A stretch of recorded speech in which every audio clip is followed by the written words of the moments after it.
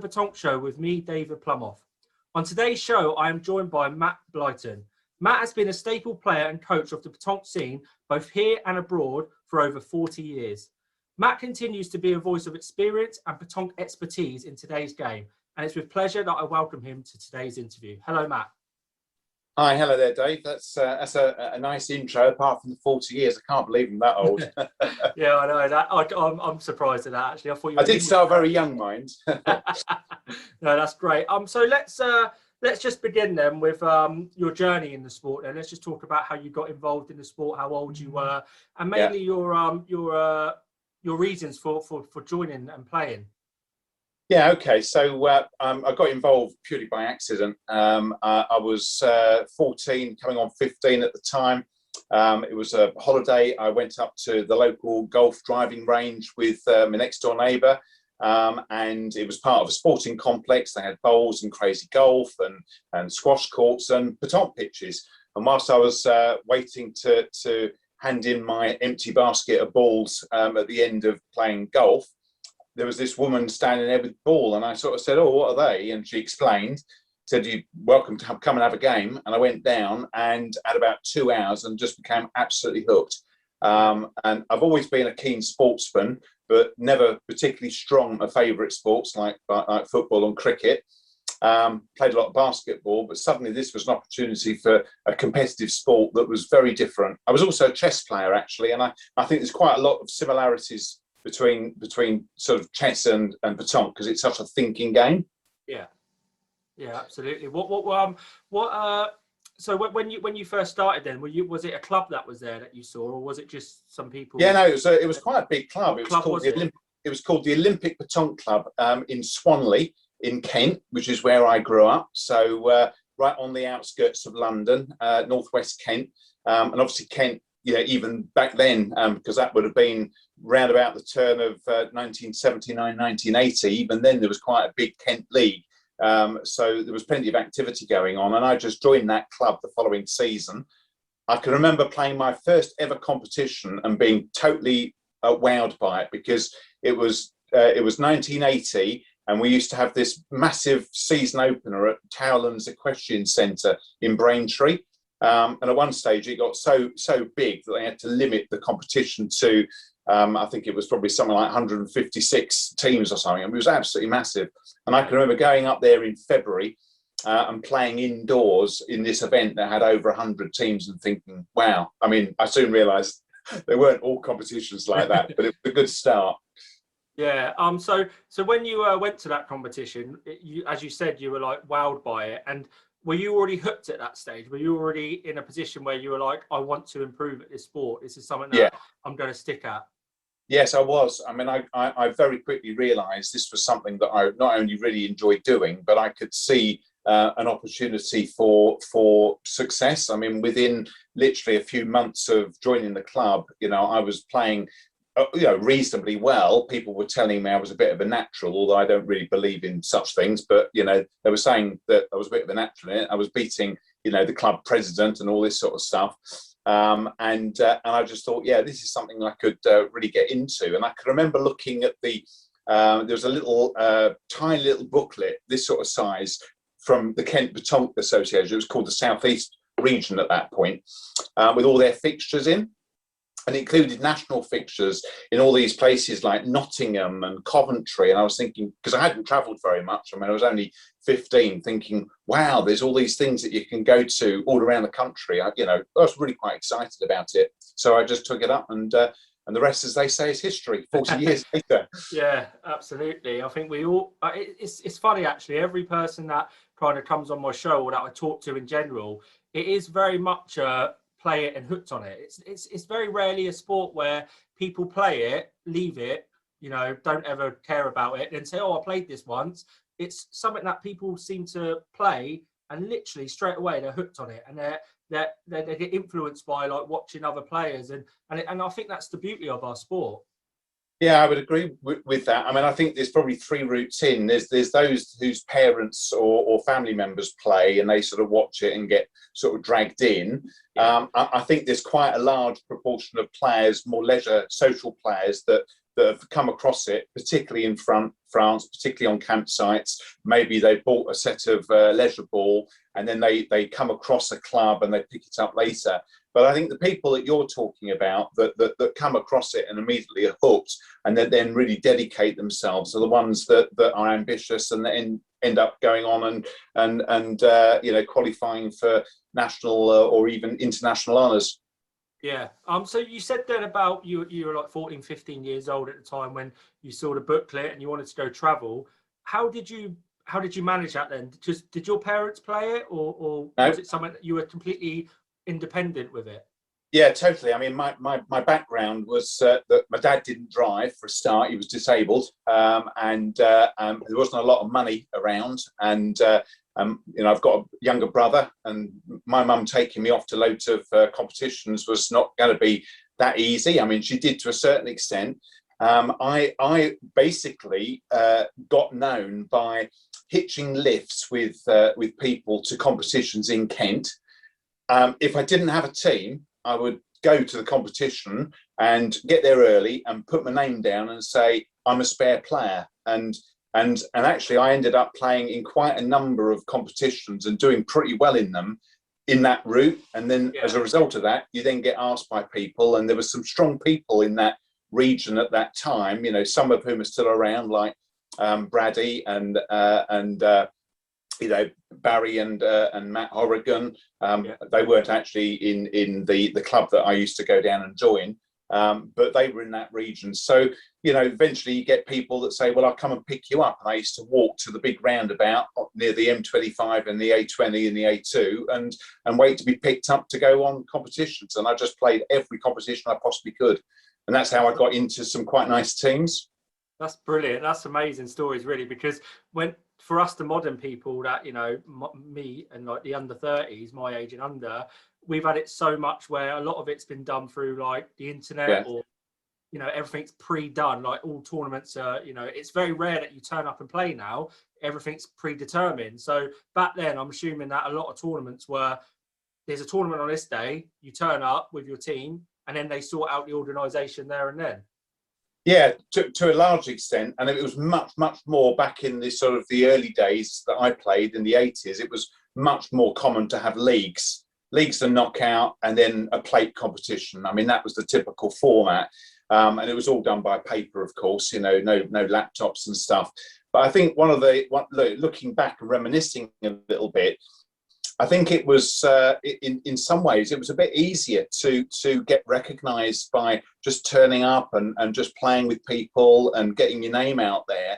Whereas now, it's because of social media in particular, it's very easy for teams to sort of become established behind the scenes. And back in the early days when I was playing, people either had to pick up the phone or you'd have discussions at the venues to decide who was playing with who. Not all this sort of texting and social media messaging and what have you.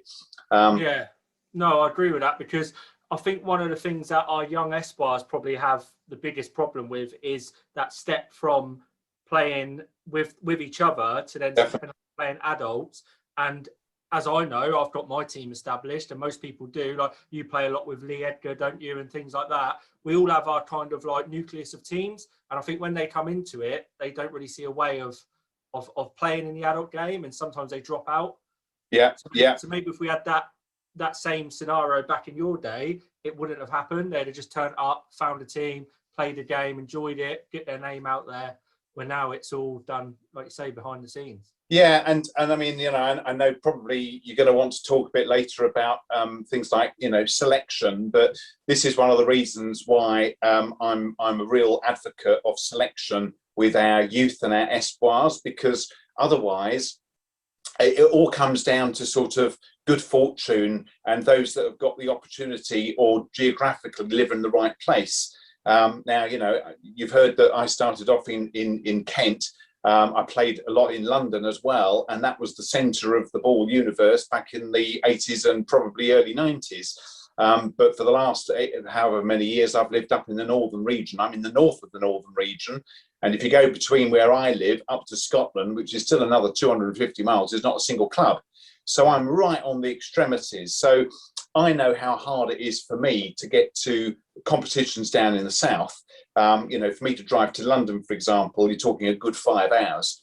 So if I then put that onto my sons and my daughter when they were young and they were playing, they're not going to be playing with the best juniors in the southeast.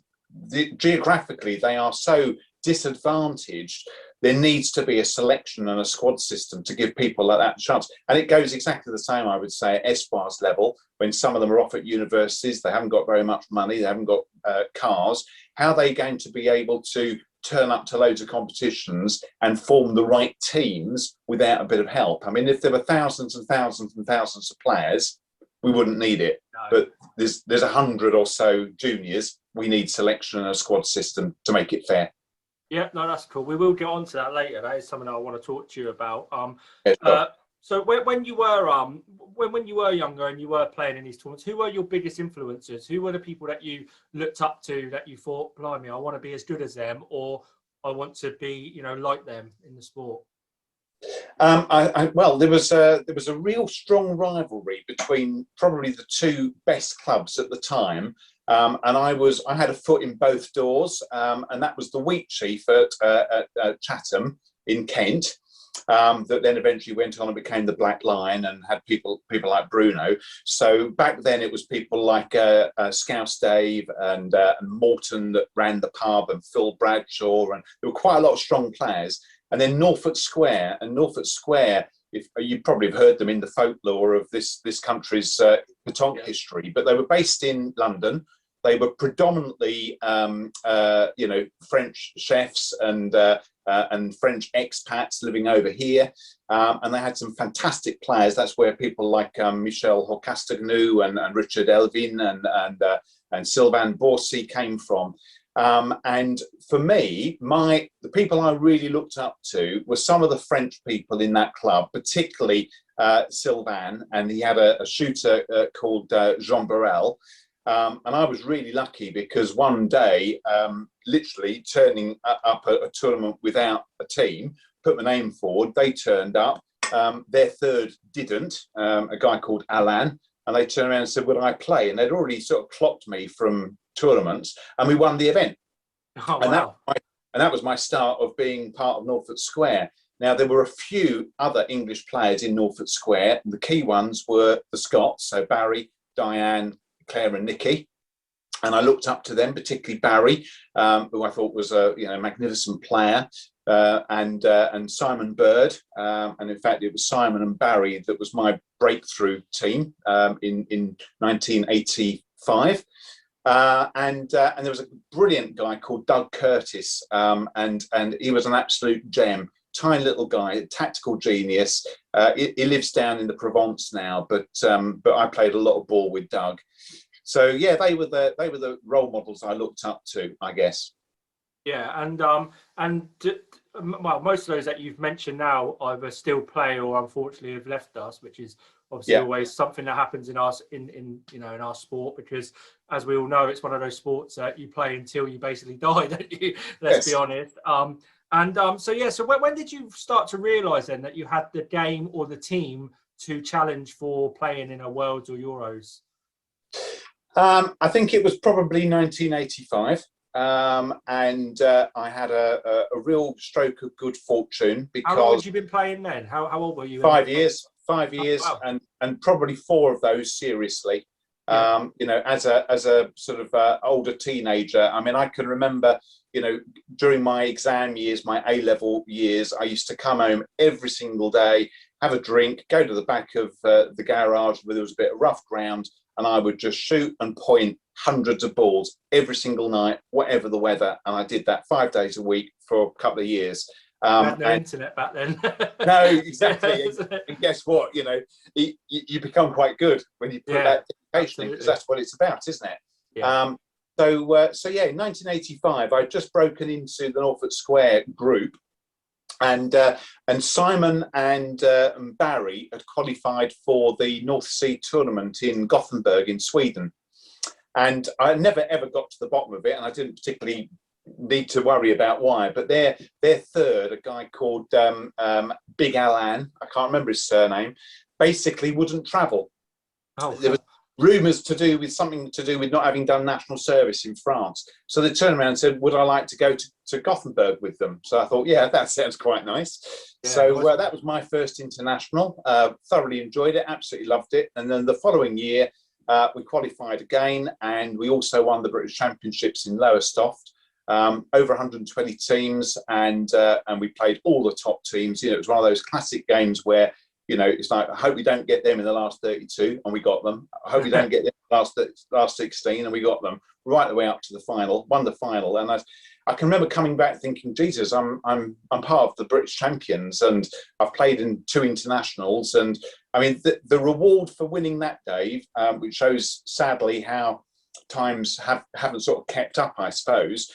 Is that Piet d'Or sponsored that event. So we got a crate of wine per player, 12 bottles per player, big trophy, big medal, certificate in a frame, and then 5 days, all expenses paid, down in the Auvergne and Clermont-Ferrand area, playing for England, or Great Britain as it was then.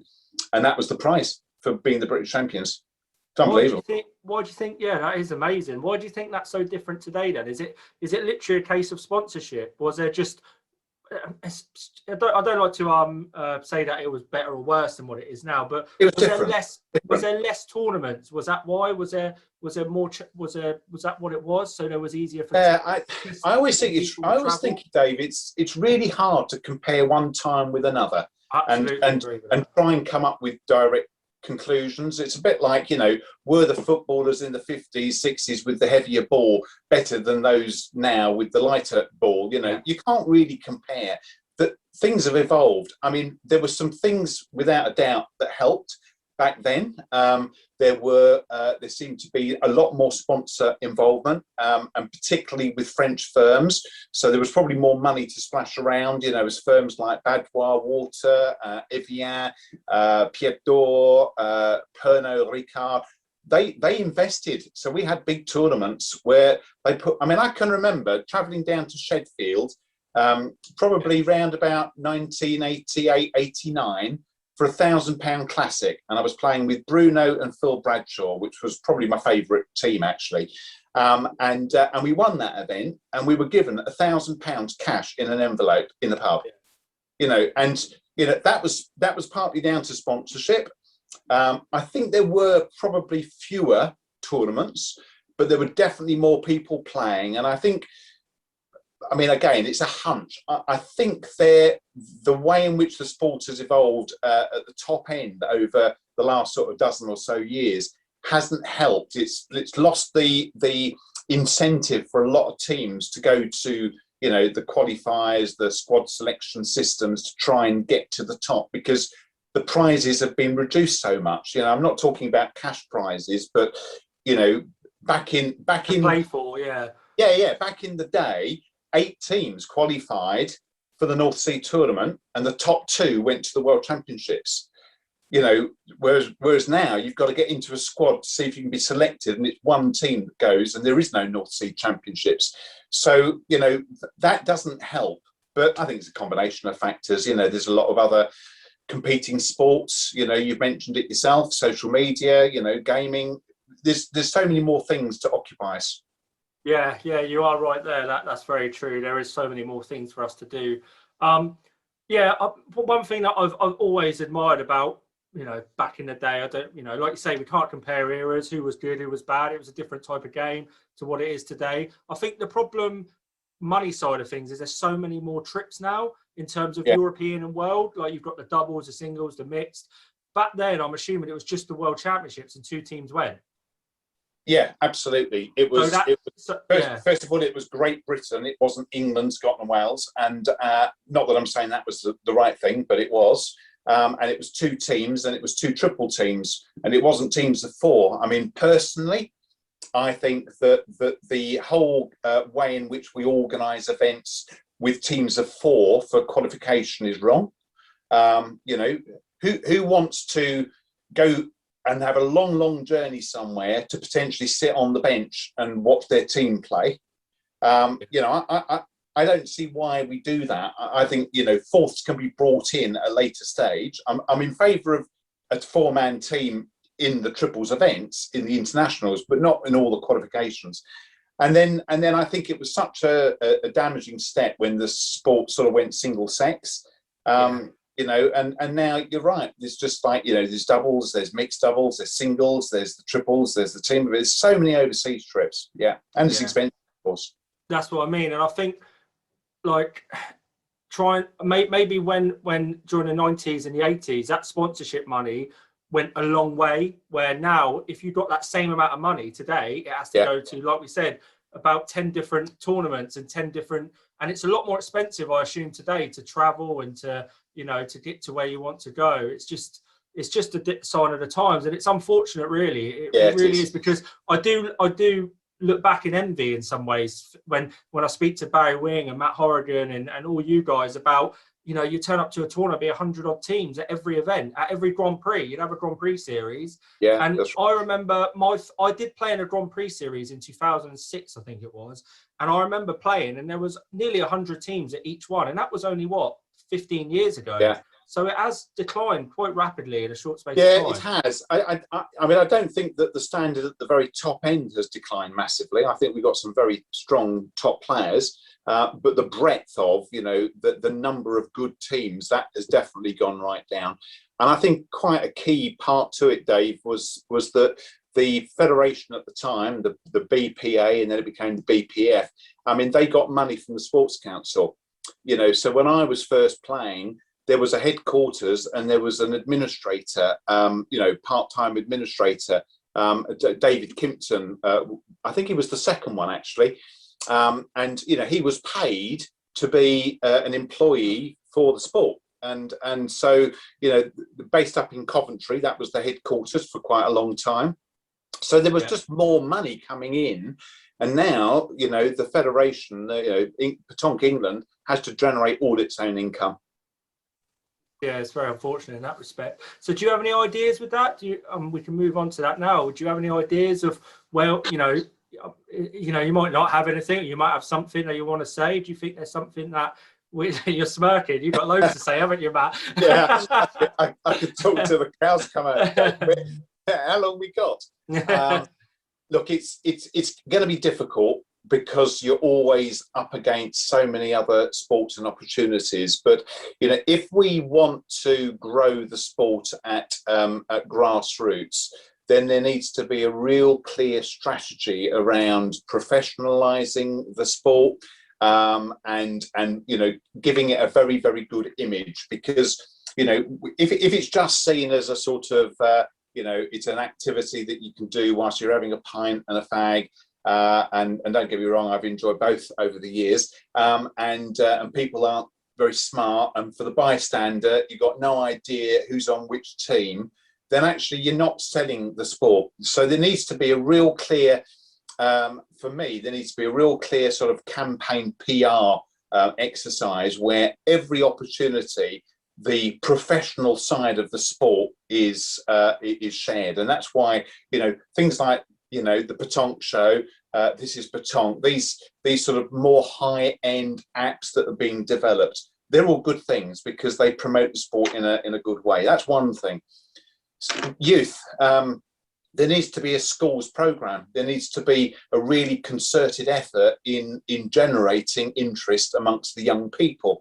And you don't do that by selling the sport as an old fogey sport that's played on a campsite in France by, predominantly men smoking Gauloises. You've got to really show them the excitement at the top end, the sort of the Dylan Rocher type approach, the energy there is in the sport. You've got to sell it, and it's a hard sell. And then the other bit is you've got to have people within the National Association who are absolutely dedicated in trying to find income streams, particularly through sponsorship, which is, it's going to be really difficult post-pandemic, but, funding streams and more sort of, generating income from players, from the membership in innovative ways. So it's a combination of things, I think, Dave, but it is hard. I think we all appreciate the work that those at the top level of the board and that do. It just always seems like one step forward, two steps back sometimes. And I don't think that's anyone's fault. Like you say, it's just a very hard sport to sell, especially when we're in a country where we have so many sports. When you look at the models in Germany and Sweden and things like that, they don't have many sports. They don't play cricket. You know what I mean? They don't play, like, I don't know, hockey or whatever. They don't play as many sports. So pétanque becomes part of their culture. Where in England, we have so many. And I don't want to be appearing to be critical of the people that are in Baton England or on the board, because I think actually they're doing a really good job. But over the years, I don't think that our leadership structure has been conducive to professionalising the sport in the way that I'm describing and promoting it in the right way. And one of the things that I personally think is wrong is that our structure of these regions that are affiliated to Baton England, I don't think there's enough accountability from the regions to the national association. So I mean, I've stepped away from being part of the region up here because I've grown tired of the lack of ambition in it. But and it's not just Northern region; there are other regions as well where there doesn't appear to be that they have to, I don't know, share their accounts with with Baton England's board to be held to account for their development, their youth recruitment strategy. So we've currently got PE has said that in 2022 every region must have a junior in the interregionals, otherwise they'll forfeit games. Well, that's a great aspiration. And it should have been done donkeys years ago, and in fact, it was donkeys years ago. So what comes around goes around. Yeah. But how are they holding the regions to account to make sure that it happens, and how are they supporting the regions to make sure it happens? And I know from Northern, there is no youth strategy at all, not a bit. There's no activity in schools. And I think that's true for a lot of regions. I'm a member of London region now, and it's a big discussion topic at the moment. And there are plans, but how many London juniors are there currently? 0. There was one last year, and that was my son Davey, and he's now an adult. Yeah, but that is true though. It's almost like what you're saying is there needs to be almost like, this is what you need to do, and have you done it? You've got 12 months to do it, and if you don't, well, this is what's going to happen. I do understand what you're saying, because otherwise it's too easy, isn't it, just to sit back on your laurels and not worry about it. In an ideal world, the National Association would have more money, and they would delegate some of that money to regions, and would be able to turn around and say, well, we will reward regions that are doing a better job in developing the sport. And if you're not, we won't be giving you additional money. We won't be supporting you in that way. But at the moment, it just doesn't seem to be any real accountability. There are presidents' meetings, but I don't think it's mandatory to attend. Or I've never heard of a president being told to step down as a regional president because they're not connecting up with the National Association. We have to professionalise it. If we want it to be taken as a serious sport, we have to professionalise it more. Okay, Matt, that's cool. No, it's good to listen to your thoughts. You're getting me on my horse here, Dave. No, it's good to listen to different people's views on it, because it's one of them where you're right, but then someone else could say you're wrong. Do you know what I mean? It's one of them, but it's great to hear different views. Let's move on from that then. I just want to talk to you about you lived in Singapore, didn't you? Or you worked in Singapore, and you were part of the coaching team. Did you want to just elaborate on that for me? Yeah, sure. Yes, I was out there for a couple of years with my wife. We were both teaching at a big international school, and absolutely loved it. And it's like my second home. I fell in love with Singapore. But I've actually taken them to 6 World Championships, coached at 6 World Championships. And for the 2 years I was their national coach. So one of my prized possessions is a plaque that was given to me when I left from the Singapore Sports Council, from the government, sort of thanking me for the service as the national Singaporean coach for 2 years. But how that all came about, it was just such a fluke. And I think it's a story which illustrates the wonderful thing about our sport and making friendships with different types of people and different nationalities. I mean, one of the things I love the most about this sport is the friends I've got outside of this country, the contacts and the places I've been. So I qualified for the World Championships in Andorra in 1991. And played that and had a fantastic tournament. It was the best World Championship that I'd played in. One of the games was against Singapore, and it was their first ever game, first ever championships. So I think they'd gone in 1990 as a potential to join the sport to watch. Yeah. And then they were accepted by the Congress, and they played in 1991. And we played them, and we had a dream game. They probably had a nightmare, and we beat them 13-0 in about 4 ends. And they came off the pitch thinking that we were like France. And we came off the pitch laughing that everything had come together, and we had a fairly weak opposition. But at the end of that game, I chatted to one of the guys. He was a Hindu, jet black Hindu, same size as me, really big bloke. And I sort of said to him, would you like to swap your shirt? Oh yes, fine, yeah. So we arranged to meet. They all spoke English because in Singapore there's loads of different nationalities, but the common language is English. So this team had Chinese, Malay, and Indian Singaporeans in it. So we arranged at the banquet to meet. So sure enough, at the end of the tournament, comes to the banquet. I walk in with a plastic bag with my England shirt in, with a Great Britain shirt, of course, then. And they're all sitting at a table by the entrance waiting for me, the whole team and their entourage and what have you. So I sat down and I just chatted with them for a bit, swapped the shirt. And at the end of it, they all gave me a business card. About 5 of them gave me a business card. I mean, this is 1991. I don't even know whether we had business cards in England. So I wrote the telephone number on the back of a fag pack, and gave it to Ravi, this Indian. And there was a guy there who was one of the players called Eddie Lim, and he was the president of the Singapore Sport Balls. Yeah. Anyway, 12 months later, I qualified for the World Championships again. This time it's 1992 Aosta, same team in the Alps. But just prior to that tournament, my wife and I decided to apply for jobs overseas. We looked for a number of jobs, and we ended up getting the job in Singapore. So it became very obvious to me, or certainly from what my wife told me, that I wouldn't be going over to the World Championships in Italy from Singapore, having arrived in Singapore in August, and then going over at the end of September to play in the World Championships. So Matt here is thinking, well, I've played in 2 World Championships, but these are like gold dust, and I might never ever play in one again.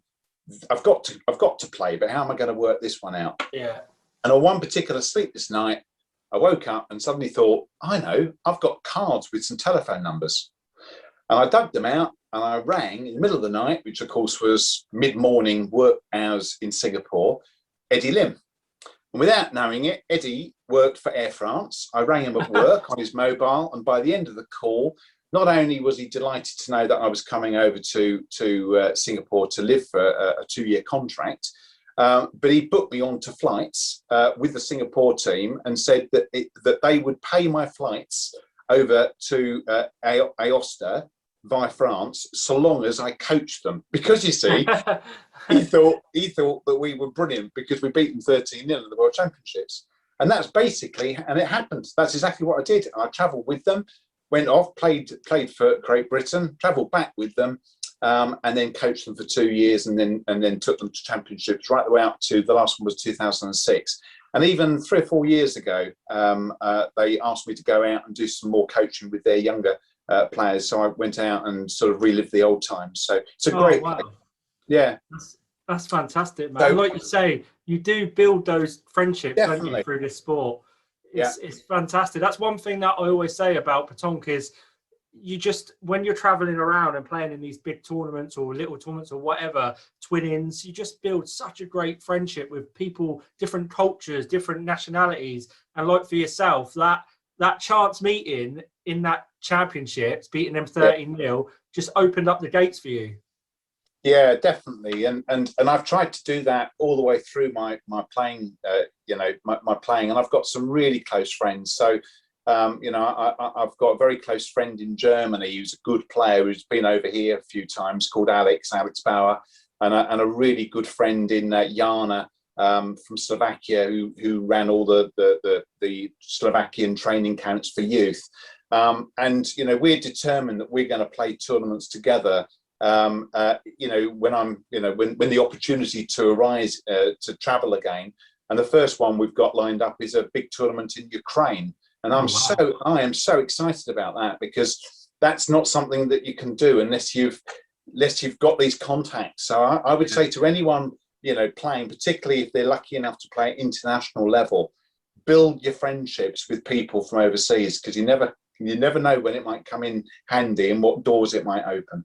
No, absolutely, that's very true. No, so just moving on a little bit then to the MYA. You were one of the people that helped set that up, wasn't you? Or could you tell me a little bit about that? Yeah, sure. So it was 2012, Dave, and my son and daughter, Jamie and Annabelle, had played in the qualifiers. There were 3, I think, to get into the squad as juniors. So at that point, not to get into the squad, to be selected, to qualify, get my words right. There was no squad in 2012. And I was just horrified at what I saw that year. The way in which the kids were treated, even like when you get knocked out, you get a medal, and then they'd have a plastic bag and they would pull out a whole knot of medals and you were forced to stay to the end of the tournament. I mean, down in Kent when you live in North Yorkshire and all this sort of stuff, it was shoddy. And I kicked up a bit of a fuss. I mean, Mike Pegg didn't like it at the time, but I made a complaint around a promise that the England youngsters that came 2nd and 3rd, which was my own kids team, would play against Wales. Now we might think, well, that so what if we play against Wales? But for a 16, 17-year-old to wear a shirt and play against Wales is quite exciting. Yeah. Well, they scrapped that 2 weeks before the event on the grounds that none of the Welsh players had taken out a licence, and it was just shoddy. So I kicked up a bit of a fuss, and to his credit, Mike turned round and said, well, look, we've got an invite to go to a tournament in Kale in Luxembourg. Do you want to take teams 2 and 3? You can go out there, you can coach them, you can be the head of the delegation of the coach. Would you like to do that? And I said, yeah, not half. So my son and daughter played with Monty and a guy called Jamie Lewis. I think you've been his dad, actually, haven't you? Simon Lewis. So Simon, so Lewis came out with them, and they did reasonably well. And we got an invite to something else off the back of that. And then Mike asked if I would coach the juniors in Ghent in the European Championships in 2012. I think it was November, and that was the year that Sammy and Kaylee Thatcher were playing for the juniors, together with a guy called Josh from East Anglia, and then Harry Waldy. And they were thrown together. They didn't live anywhere near each other. They were thrown together. It was quite a good team.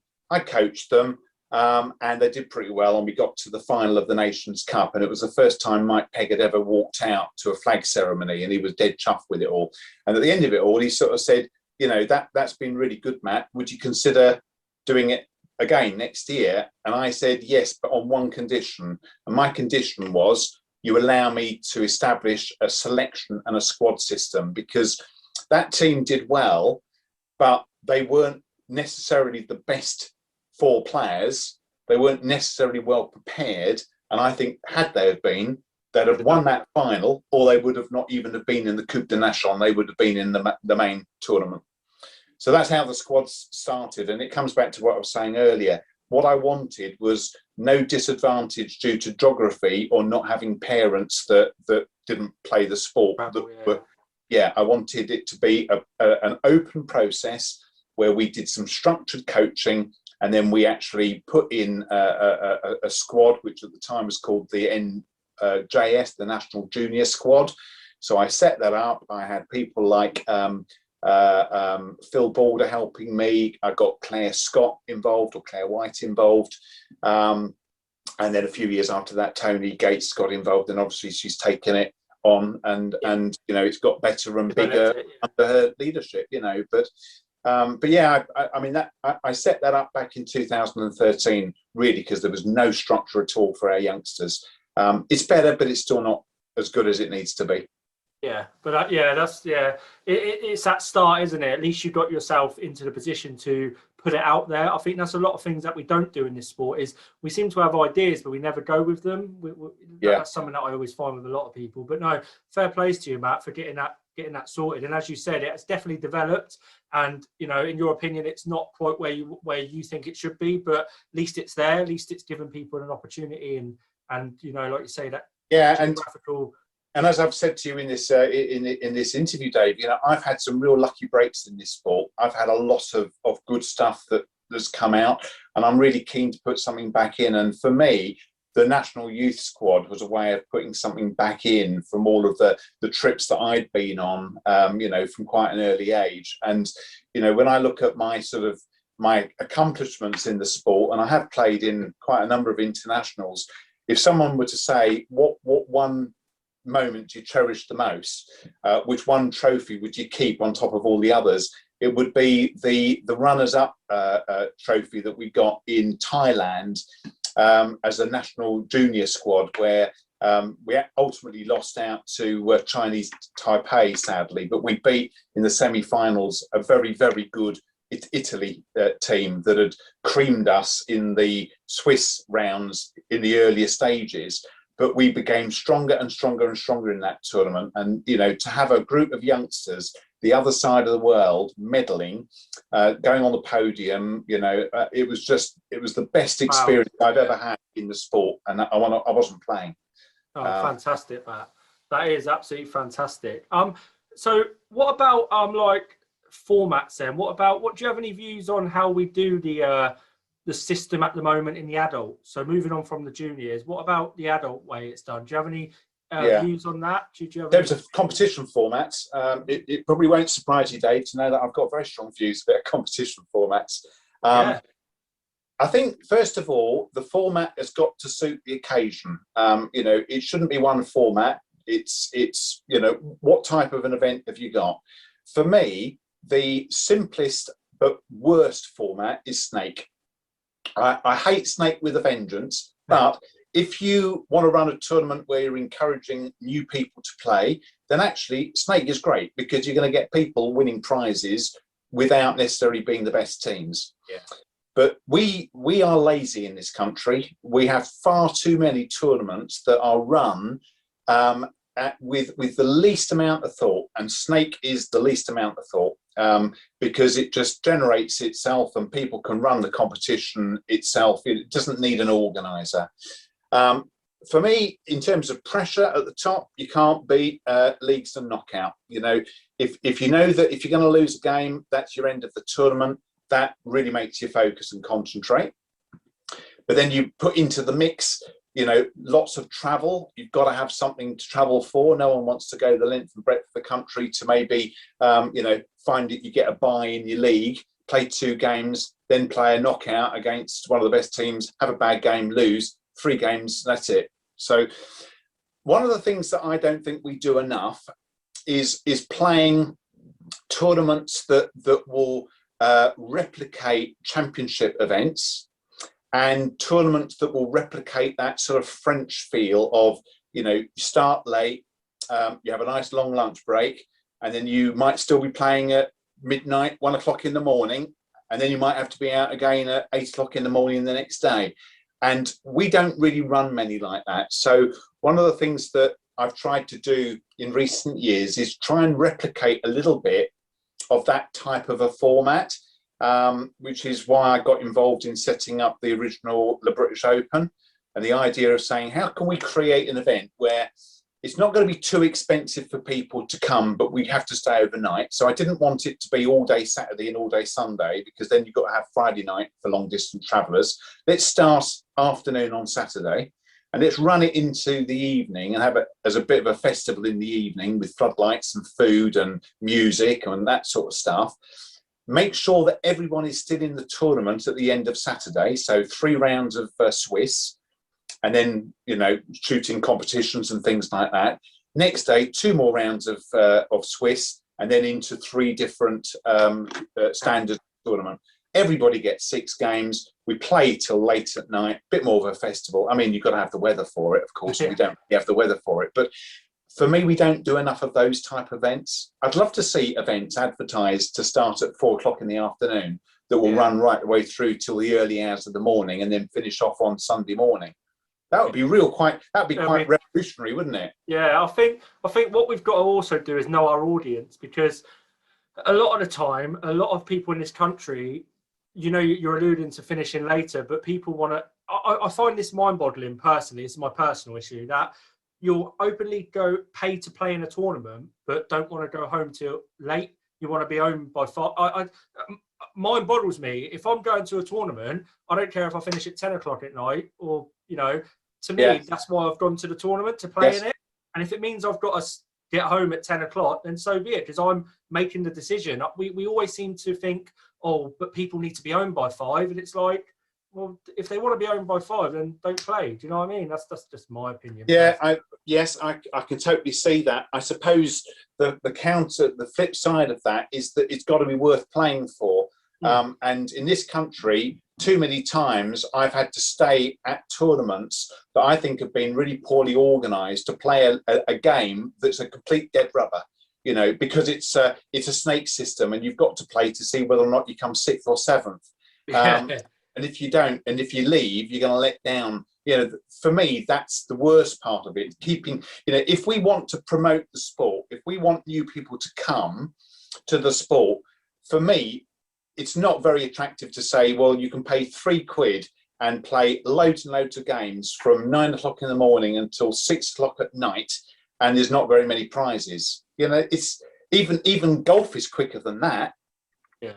You know, you've got to have shorter tournaments, and they do it in so many places around the continent. I mean, and I can remember playing in Denmark, and they had bottle competitions. So if you and I were playing in a doubles tournament and we get knocked out, yeah, we can go home, or we can go and chuck in some money for a bottle tournament. And as soon as they get 8 players that have chucked in money, then they basically draw out 4 teams, semi-finals and finals. Winner wins a couple of bottles of wine. As soon as you get knocked out, if you want to play another bottle tournament, you chuck your money in, you have another game. They do that in the south of France all the time. We don't seem to do things like that here. Instead, we say, well, we'll give everybody 6 games or 5 games, even those that can't win anything for playing. You know, for me, if you go to a tournament, you're going there to win. If you don't want to have that mentality, then go to a club session and play social or training games. But if you're going to a competition, it's about winning for me. Yeah, no, that's fair enough, Matt. Yeah, that's absolutely that's how I view it as well. Just something else, Dave, just thought of. A couple of years ago, I was invited to go to the Munich Open. Yeah. And I managed to persuade Lee Edgar to go. You know, he's not a great traveller. He doesn't like planes, but I got him on a plane, and we went out over there, and we played with Alex Bauer, my dear German mad Bavarian friend. And it was a total eye-opener for Lee. You know, a couple of 100 teams from all around Eastern Europe and from obviously from Germany and Netherlands and places like that. But we were playing a game at 11:30 at night under weak floodlights with cyclists cycling in between ends in a local park, fantastic setting with music playing with an orchestra in the city square next to it, people eating, people drinking, and yet the tournament started again at 8 o'clock the following morning. And I can remember Lee saying halfway through the second day that he wasn't prepared for how exhausted he would be on the second day because of how late you played. And that, I think, we've suffered over the years in championships, where you might have to wait for 3 hours in between games. You might finish a game in a world or a European championship late at night, and then you've got to be back on the pitch early in the morning, and then you've got to wait around. You know, how do we prepare our players for that? I think that's another area to think about. It's something that I've always said. It's about putting ourselves in that environment more often. The more we're involved in that environment, the more we become accustomed to when we do go and play in it. And I always feel like, I know it from when I went to the 2017 Euros, it was a bit of a shock to my system how many gaps there were in between games. I've Yeah. never really experienced that. Like literally an hour. Normally in England, you'd play a game, and within 10 minutes, we got our next team now. In the Euros, and when I went to trips abroad, it's like, we won't know we play for another hour. We need to. We've got a game at this time. It's like you've got to be mentally prepared then, as well as physically, and we don't put ourselves in that environment enough times. And that's where the role of the coach in particular is so important. Yeah. For me. Absolutely. Yeah. Absolutely. Okay then, Matt. What about you as a player? What have you still got to achieve in the game? Ambitions. My ambitions. I'm still hungry to put a shirt on, actually. I mean, I don't play anywhere near the standard that I once did. I think I can still hold do you not play enough? Is that what it is? Yes, it's all the other distractions. There's a bit of been there, done that. I don't really train, which I should, but I don't have enough good players around me where I live, so the motivation just isn't there. I mean, I've joined London, and I do intend to try and get down to London to play. So I'm playing against some more, better players. Yeah. But for me, I've reached that age. I know you're going to be surprised to hear this, Dave, where I'm now a veteran. I want to give that a shot. I want to see whether or not I can get one last hurrah playing for my country in the veterans. I have another ambition, which is I've alluded to really, which is to play in locations that you probably never choose to go on holiday, but to experience different cultures. I mean, like the Ukraine. I mean, actually, another one is I was all lined up to last year to bring a couple of Russian players over for the London days, the London International, and then I was going over to play with them in the Moscow Open, and then obviously pandemic came along and all those plans changed. So that's something else I want to do because I've never been to Russia. You spoke to me about that, I think, and that sounds amazing. What you're playing in that. I mean, they're playing already. They're playing in ballodromes now. They're sort of back to playing. So I'm quite jealous, really. And then I suppose my third ambition is a non-playing one, really. I mean, I'd like to influence the board a bit more. I'd like to get on the PE board. I mean, I tried last year and narrowly missed out. But there'll be other opportunities. And then perhaps when I'm retired, I'd like to give a bit more into the sport and maybe even consider something like the Baton England presidency or vice presidency, or and really try and help put something back into the sport. No, that's fantastic. Well, at 55, it's still quite young, I think, especially in our sport. Thank you. It's very young in our sport. I think. Look at Lee Jameson.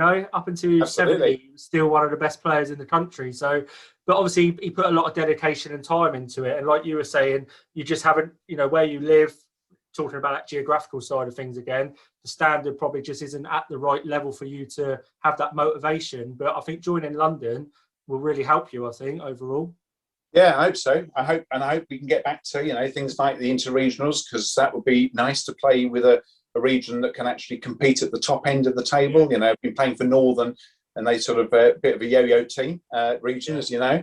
That would be something I'm also keen to do, and to play with different players. I mean, I've already played with one or two players last year and done quite well. So I don't know if you know Mokhtar.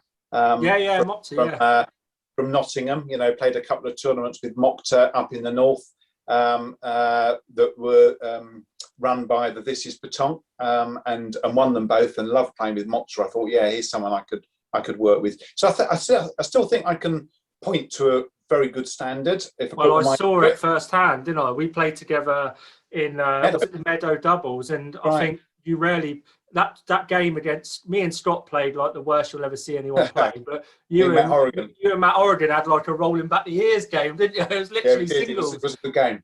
It was the ability that you have is not in question. It's just that drive, ambition, which I think you don't lack ambition at all, but maybe you just lack that little bit of drive because of where you're located, and that motivation just needs to come back. So and also, to be honest with you, Dave, it should be a younger person's sport. We should be looking at your generation, people like, Reese and Jack and Scott. These are players that are dedicated players, Sarah, Emma, that need to have their chance, rather than old fogies like, me sort of going. I mean, that's why the veterans is quite exciting, because then I can play in events like that without all you good players to worry about. There's some good players in that vets, mate, I'll tell you. Oh, I know. Yeah, absolutely. Great players. Getting better all the time. Yeah, absolutely. Well, Matt, we're coming to the end of the interview now. It's been a real pleasure to speak to you. Something I always do at the end of my interviews is ask 5 questions. So I'm going to pose them to you. The first one is the best venue in England you've ever played at. It can be now. Easy. That's an easy one. Sam's Hotel, Shedfield in Hampshire. Not there. I don't live too far from that, and it's not a terrain anymore, mate. It's all overgrown. Yeah, it's so sad. I mean, there was something so special about that place because you played in a sort of an area that had advertising hoardings around it. Very special pitch. Nice feel to it. Loved it. Yeah, and I went there recently actually because it must have been last year before the pandemic happened. I had my ball in the car and I wasn't far from there, and I thought, I'm going to have a look, see what it's like at the moment. Yeah. And literally, I walked down and it was just overgrown. The main bit at the actual, and then over the field, they've still got like part of the terrain there, but it's nothing like what it used to be, unfortunately. And I've had so many good tournaments there back in the day. So sad. Yeah, I mean that was the birthplace of the BPA. Yeah. So in terms of a venue that is still open, then I'd probably have to go for Heckman White. Yeah, I like that place as well. That's a very popular choice, actually. And okay, then, best advice you've been given? To do with the sport, obviously. Doug Curtis, Norfolk Square, telling me that 90% of the game is played between the ears. Yeah.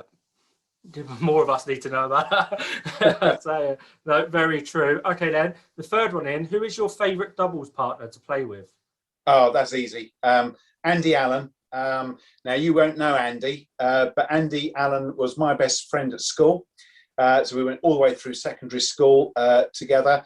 3 of the 4 World Championships I played in was with Andy. Oh, we grew up together.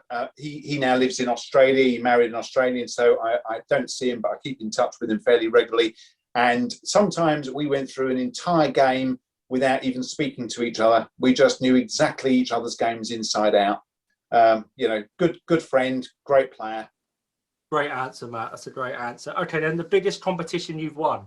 It could be monetary wise or amount of teams or. Yeah, well, yeah. I mean, probably it would have been one of the Grand Prix. I can remember probably my most special year of all, Dave, was in 1988. I was playing with Bruno and Phil Bradshaw. And we had 5 Grand Prix, and you kept your 4 best results, and all the Grand Prix were played at Hendon on sort of all-weather hockey surfaces, and we always had way over 100 teams playing them. And in that particular year, we won the first 4 outright. Oh wow! So we didn't go to the 5th one. So no need. That was a special year. No, yeah. Do you think? I know we've already covered formats and that. And I just want to touch on this quickly. Do you think those Grand Prix should come back? Do you think they're were they a really good way of finding teams, or do you think? Yes. If there's the prizes at stake, either monetary prizes or something, like that, or more to the point, representational prizes. One of the problems we got at the moment is that there's just one team that goes off to the big event, and that doesn't attract lots of people to enter. But yeah, I do. And by moving them around the country, each can be a separate heat that attracts people locally to sort of learn and see what it's all about. Yeah, absolutely true. Now, okay, then. And the final question, then, your dream triples. Anyone in the world, could be people close to you, someone in the professional player, whoever you desire, really. Can I have 2 dream triples, Dave? Go for it. I'll let you. Thank you. So my dream triples, number 1. My 2 favourite overseas players, Marco Foyo, Cristian Fazzino. That's my veterans team sorted. Tasty, yeah. Persuade them to do that. And if they can take out English licences, I reckon we'd stand a good chance of qualifying. Yeah. And in this country, I would go with Monty Quire and Jason White, because I think I had a small part to play in their development when I was coaching them. And even if we did absolutely rubbish, I would just be so proud that I'm playing with 2 top guys and top players that I had a small hand in helping. So that'd be my dream in England. Yeah, fantastic, Matt. Right then, Matt, we will leave that there. I really enjoyed that interview with you. It's fantastic. Me too, Dave. Thank you. So thanks for coming along, and I'm sure the viewers will really enjoy some of your stories. Well, thanks, Dave. And look, just before I go, you're doing an amazing job, fella. All of your podcasts, your interviews, it's really keeping people motivated during lockdown. So, well done, a massive well done to you. And it's been a real pleasure talking to you today. Yeah, thanks, mate. It's also nice to reminisce sometimes, isn't it? I think it certainly is. It really is. It is. Yeah, the good old days. But I'm not as young. I'm not as young as I used to be. Yeah. No. Okay, Matt. Thank you very much, and I'll see you later. Bye bye. You take care. Cheers.